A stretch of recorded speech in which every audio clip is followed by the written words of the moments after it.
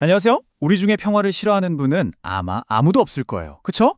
근데 혹시 평화를 그냥 사랑하는 것하고 적극적으로 평화를 만들어가는 것 사이에는 어마어마한 차이가 있다는 생각 해보신 적 있으세요? 오늘 이 시간에는 성경이 말하는 바로 그 평화를 만드는 사람, 그 깊고 놀라운 소명에 대해 한번 이야기 나눠보려고 합니다.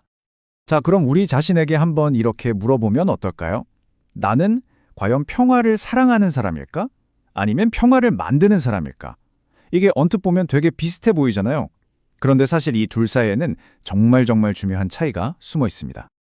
보시는 평화를 사랑하는 마음은요, 때로는 그냥 갈등을 피하고 싶어하는 수동적인 태도로 나타나기도 해요. 뭐 좋은 게 좋은 거니까요. 하지만 예수님이 제자들에게 원하셨던 건 그것보다 훨씬 더 어려운 길이었어요. 바로 이 오른쪽에 있는 모습처럼 적극적으로 나서서 조화를 만들어내는 사람이 되라는 거였죠. 이게 바로 오늘 우리가 파고들 이야기의 핵심입니다. 자, 그럼 첫 번째 이야기부터 시작해 볼게요. 이 화평케 하는 일이라는 건요, 단순히 인간적인 노력을 넘어서는 차원의 일입니다. 성경에서 하나님을 평강의 하나님이라고 부르거든요.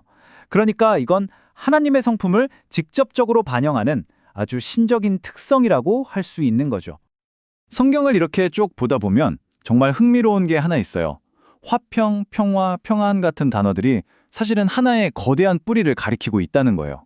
이건 그냥 마음이 편안한 그런 감정 상태를 말하는 게 아니에요. 평강의 하나님이라고 불리는 분의 가장 핵심적인 성품, 그 자체를 의미하는 거죠. 그렇기 때문에 평화를 만드는 사람은 곧 하나님을 가장 많이 닮은 사람이라고까지 여겨지는 겁니다. 아니, 그러면 이렇게 신적인 성품을 도대체 우리가 어떻게 닮아갈 수 있을까요? 근데 재밌는 건요, 그 시작점이 저 바깥 세상이 아니라 바로 우리 자신, 우리 안에서부터라는 거예요. 내면의 평화를 이루는 것. 이게 바로 첫 번째 의무이자 다른 모든 평화를 만들기 위한 필수 전제 조건입니다. 야고보서의 이 구절을 보면 순서가 정말 중요하다고 말해요. 첫째, 성결하고 다음에 화평하다. 그러니까 평화라는 열매는 그냥 뚝 떨어지는 게 아니라는 거죠. 성결, 즉 내 마음의 정원이 먼저 깨끗하게 가꾸어져야만 그 다음에 평화라는 열매가 자연스럽게 맺힌다는 뜻입니다. 그러니까 이 순서가 진짜 중요한 거예요. 먼저 내 안에 있는 여러 불순물들을 걷어내는 성결의 과정을 거쳐야 해요. 그래야 비로소 어떤 상황에서도 흔들리지 않는 단단한 내면의 평안을 얻을 수가 있는 거고요. 그리고 이렇게 내 안에 평화가 가득 차고 넘쳐야만 그 평화를 다른 사람들에게도 흘려보낼 수 있게 되는 거죠. 마치 깨끗한 샘에서만 맑은 물이 흘러나오는 것과 똑같은 이치입니다. 결국 이 모든 평화를 가로막는 가장 큰 적이 뭐냐? 바로 죄라는 거죠. 성경은 죄가 가장 먼저 하나님과의 관계를 틀어지게 만들고 그로 인해 우리 마음속 평화를 깨트린다고 말합니다. 그리고 그 결과 다른 사람과의 진정한 화평도 불가능하게 만든다고요. 자, 내면의 평화를 이루었다면 그 다음은 뭘까요? 이제 밖으로 나아갈 차례입니다. 사람들 사이에 깨어진 관계를 다시 잇고 회복시키는, 때로는 정말 어렵고 힘든 그 일에 뛰어드는 거죠. 사실 누군가를 이간질하고 관계의 틈을 만드는 건 너무 쉽잖아요. 말 한마디면 되니까요. 하지만 그 갈라진 틈 위에 다리를 놓는 일에는 정말 엄청난 노력이 필요합니다. 평화를 만드는 사람은 바로 이 다리를 놓는 사람이에요. 뒷담화 대신 신중한 말을 고르고 남의 허물을 들추기보다는 사랑으로 덮어주고 다투는 사람들 사이를 어떻게든 이어주려고 애쓰는 사람이죠. 그리고 이게 단순히 좋은 말 몇 마디로 끝나는 게 아니에요. 진정한 화해라는 건요, 때로는 내가 손해를 보고, 내가 오해를 받고, 내가 상처를 입는 마치 가시밭길을 걷는 것 같은 개인적인 희생과 대가를 치러야만 이루어질 때가 많습니다. 이건 사실 우리를 위해 가장 큰 희생을 하신 그리스도의 길을 따라가는 것이기도 하죠. 바로 이 구절이 평화를 만드는 일에 정점을 보여줍니다. 하나님과 우리 인류 사이에 결코 건널 수 없었던 그 깊은 골을 메우기 위해 치러진 대가, 그것은 바로 십자가의 피라는 엄청난 희생이었어요. 이것이 바로 우리가 따라야 할 평화 만들기에 가장 위대한 원형인 셈입니다. 자, 이제 화평케 하는 자의 마지막, 어쩌면 가장 궁극적인 의무에 대해 이야기해 볼게요. 이건 사람과 사람을 화해시키는 것을 넘어서 사람과 하나님을 화목하게 만드는 일입니다. 성경은 이 일을 가리켜 화목하게 하는 직분이라고 불러요. 이게 정말 중요한 개념인데 쉽게 말해서 이런 거예요. 평화를 만드는 사람의 최종 목표는 단순히 사람들 사이에 다리를 놓는 것을 넘어서 하나님과 사람 사이에 끊어진 그 다리를 다시 연결하는 복음의 메신저가 되는 것이라는 뜻입니다. 바로 이런 이유 때문에 성경은 좋은 소식을 전하는 사람들의 발걸음을 아름답다고 표현하는 거예요. 생각해 보세요.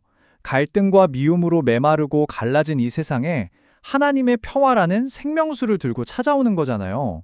그러니 그들의 발걸음 하나하나가 얼마나 소중하고 아름답겠어요. 와, 이렇게 어렵고 때로는 엄청난 희생이 따르는 길을 걷는 사람에게는 과연 어떤 보상이 약속되어 있을까요? 성경이 말하는 그 놀라운 축복이 뭔지 같이 한번 들여다보시죠. 그 보상은 바로 하나님의 자녀라고 둘리게 되는 영광스러운 신분입니다. 근데 이게 그냥 이름만 그렇게 불리는 게 아니에요. 이건 진정한 구원을 의미하고요. 하나님의 가족으로 정식 입양되어서 그분의 모든 것을 상속받을 권리를 얻게 된다는 정말 엄청난 약속인 거죠. 그리고 우리가 상속받게 될 그 유업이 뭐냐 하면 바로 완벽한 평화와 조화만이 가득한 왕국, 그 나라의 시민이 되는 겁니다.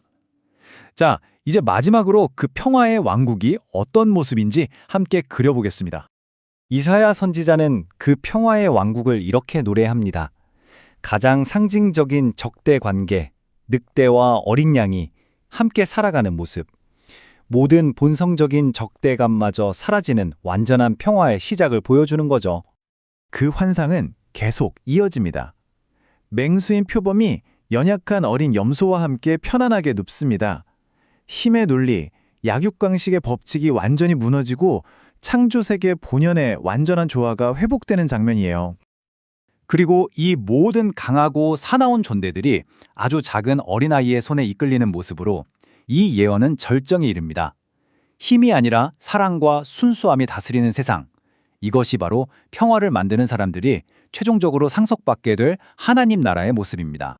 청교도 신학자 토마스 왓슨은 이 소명의 중요성을 이렇게 단호하게 요약했어요. 분열을 치유하는 사람이 아니라면 그 사람은 교회를 어지럽히는 사람일 뿐이고 평강의 하나님의 자녀가 아니다.